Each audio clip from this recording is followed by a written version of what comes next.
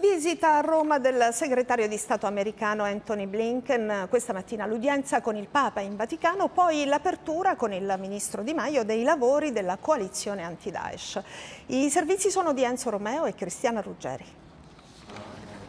È il primo incontro di un alto rappresentante dell'amministrazione Biden col Papa. Il comunicato della Santa Sede è essenziale. L'udienza a Blinken è durata circa 40 minuti e Francesco ha espresso affetto e attenzione verso il popolo americano. Ci sono punti che uniscono e altri che dividono la Santa Sede dalla Casa Bianca. In comune c'è soprattutto la preoccupazione ecologica e l'impegno contro i cambiamenti climatici. Distante invece la posizione sulla Cina. Biden considera Pechino un nemico. Il Vaticano ha avviato invece da 2 anni un dialogo per superare l'antica controversia sulla nomina dei vescovi. E poi c'è il fronte interno, il documento firmato a maggioranza dai vescovi statunitensi sull'accesso alla comunione, dalla quale potrebbe in teoria rimanere escluso lo stesso presidente Biden in quanto sostenitore della legge sull'aborto. Un passo che probabilmente Francesco avrebbe preferito che l'episcopato americano si risparmiasse. Il Papa deve tenere insieme principi di fede e attenzione alle persone. Di ieri la sua lettera a padre James Martin, il gesuita statunitense, difensore dei diritti degli omosessuali, questione calda anche in Italia.